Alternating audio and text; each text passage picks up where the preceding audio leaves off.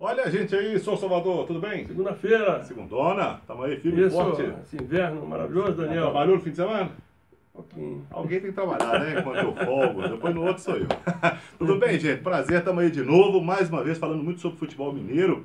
Vamos começar, como diria Jack Stripador, né, Son? Vamos começar por partes. Vamos. Primeiro, no sábado, o América. A situação do América realmente me parece bem complicada. Bom, Engraçado. bem complicada ela está. Eu Parece... apostei no América É. e achei que o América iria vencer. E vendo o jogo, foi um gol com falha do goleiro do América, que não é muito de falhar, mas o América não fez a parte dele. O América continua muito frágil, né? É o João Ricardo, que é um excelente goleiro, para mim, um dos grandes goleiros aí da Série A, inclusive, mas nessa aí não deu. E não dá para culpar também só o João Ricardo, não. Deixaram chutar. Realmente a situação do América, eu não sei. Se o América não acordar logo, logo depois da virada do turno, o América já vai estar rebaixado. Se continuar da forma como está, não duvido nada. Mas aí no domingo de manhã, no Mineirão, o Cruzeiro abre 2-0. Parecia que ia, né? E acabou fono, né? Como diz o outro. Não, 2-0. Que coisa, né? 2-0, parecia que o jogo estava controlado. Sim. Mas o Cruzeiro continua mostrando aquelas mesmas falhas na defesa, né? E você faz 2-0, você tem que marcar com centroavante, com meia, com lateral, com todo mundo. E no Cruzeiro não, deixaram frouxo. E tem um detalhe que eu quero dizer aqui.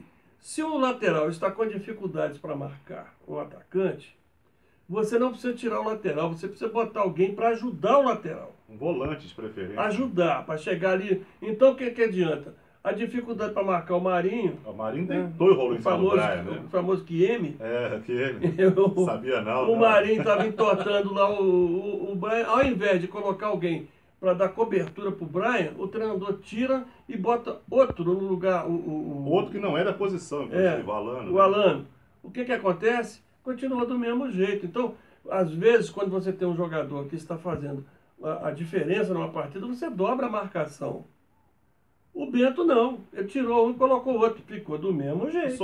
Eu concordo com você nessa aí, acho que deveria sim ter reforçado. Só que eu acho também, além disso, para mim eu continuo dizendo, o elenco do Cruzeiro é muito fraco para a disputa do Campeonato Brasileiro. E é estranho você ver uma zaga tão inexperiente e olha pro banco e vê lá o Bruno Rodrigo, o Léo, todo mundo lá. E o treinador disse que vai continuar com a zaga, né? Tá então, certo, agora, sobre laterais que você disse, para mim eu queria saber assim, quais laterais, né? Porque até agora eu não vi o Cruzeiro ter lateral de nenhum dos dois lados. O Brian, que é um jogador que eu defendi a entrada dele aqui, pelo menos pra gente ver o que ele renderia, até agora no Cruzeiro ele foi 0. O Lucas, do outro lado, mesma coisa, a troca com o Palmeiras que parecia ser linda, maravilhosa, o Robinho não joga e o Lucas também não joga, né? Entra em campo. Aí a situação do Cruzeiro, o Cruzeiro joga no meio de semana contra o próprio Vitória pela Copa do Brasil, né? Vamos ver, porque teve dificuldade nas primeiras fases da Copa do Brasil contra times bem menores, né? E o Atlético, fechando a rodada às 7 horas da noite, saiu na frente, gol do Fred, e também depois levou o empate, né? Mas o Atlético tem um problema sério, né? O Atlético faz uma boa partida, mas toma gols. Depois vai para uma outra partida e joga com o freio de mão puxado.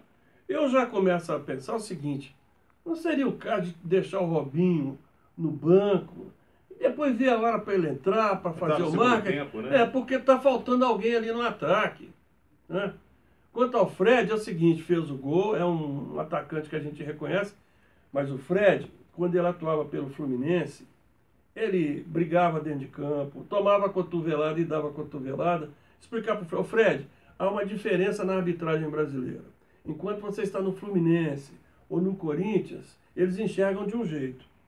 Você sabe disso. O Fred, inclusive, no Fluminense, disse que o Campeonato Brasileiro tinha que acabar. Né? Então é o seguinte, não aconteceu nada. Então o que acontece? Jogando pelo Atlético, é assim, o árbitro cismou, bota para fora. O Atlético não tem a mesma proteção que tem o Fluminense. Essa é a realidade. E uma coisa que vem assustando no futebol brasileiro, essa história da arbitragem. Para o Atlético, eu acho que o Atlético está enganando o torcedor. Com esse papo, o empate lá foi bom, não foi bom, coisa nenhuma. Começa, faz um gol e o ataque não rende? Um ataque que tem Fred, Robinho, o Cleiton. Ué, peraí. Então não dá. E depois entra Patrick, de novo, e o Yuri, as soluções do O Atlético. Yuri é dureza, né? Então aí não tem jeito. Aliás, o Yuri na Série A não joga mais, porque ele entrando no jogo contra o Figueirense, ele completou os jogos, ou seja, ele não pode ser mais negociado com nenhum clube só da para o Série A. exterior. Né? Ou para o exterior ou para a Série B, né? Pelo futebol que é apresentado. Quiser, né? E outra coisa, eu assistindo os erros de arbitragem, e eu nem quero falar de erro contra o Clube Mineiro, porque fica parecendo bairrismo. Ontem eu vi uma cena absurda, e que isso, eu disse, é chato quando erram a favor de Clube Mineiro, porque a gente sabe que na hora do vamos ver, o erro vai ser sempre a favor do Corinthians. Ontem, o lateral deles lá, o tal de Fagner, do Corinthians, que é um cara que joga sempre na maldade e que agride sempre os adversários, ele deu um carrinho no atacante do Flamengo, daqui para quebrar a perna. Foi no Guerreiro, né? Não foi no Guerreiro, não. Deu o carrinho. O Weber Roberto Lopes, que para mim é outro enganador, é incompetente, como é incompetente o chefe da arbitragem da CBF, não deu cartão nem nada. Foi um absurdo. O treinador reclamou que ele não deu a falta, que ele não deu cartão, ele expulsou, foi o treinador do Flamengo. Quer dizer, essa ditadura da arbitragem vai acabar, sabe o dia? Que os treinadores resolveram se unir e chegar à CBF e falar, ó, peraí, ué, nós temos que assistir o cara quebrando perna de jogador dentro de campo?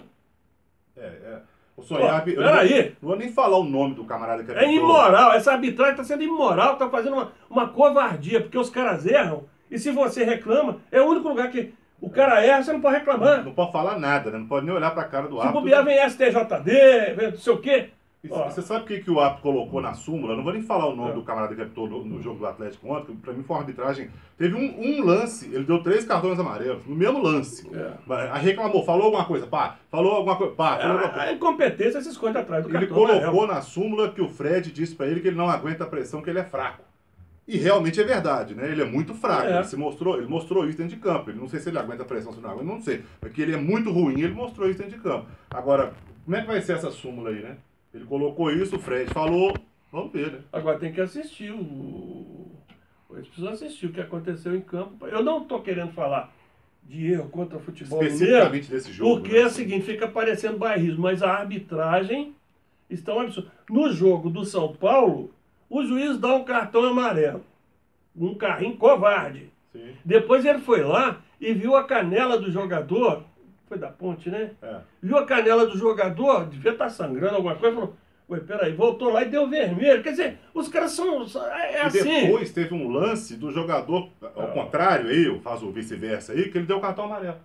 Ou seja, no caso do São Paulo ele expulsou, no caso da Ponte ele não expulsou. E o Edgardo Balsa, depois do jogo, disse isso. Não quero ninguém me favorecendo, não estou reclamando, o erro acontece e tal. Mas pesos diferentes para medidas diferentes, aí fica complicado. Então está acontecendo o seguinte, hoje, você quer passar raiva? Tenta ouvir a opinião do chefe da arbitragem hoje à tarde. Ele vai dizer, não! É isso aí mesmo. Eu assisti a arbitragem, tá não sei o quê, tá tudo certo e parou. Não tá não. Tá um absurdo e vai ganhar esse campeonato quem berrar mais. Vai ser isso. É um absurdo o que está acontecendo. Então vamos falar agora o futebol mineiro que acorde, porque se depender de arbitragem, a vaca tá atolada até o chifre. E o futebol mineiro que acorde aí vai fazer a sua pressãozinha também, né? Porque senão, né, Som? Vamos ver onde vai parar, né? Mas é isso aí, gente. Durante a semana a gente volta, então, falando muito mais sobre futebol mineiro, sobre arbitragem, sobre essa coisa toda, né, Som? É isso. Vamos ver, né, se eles acertam aí alguma coisa. Que dureza. Obrigado pela audiência, gente. Um abraço. Tchau.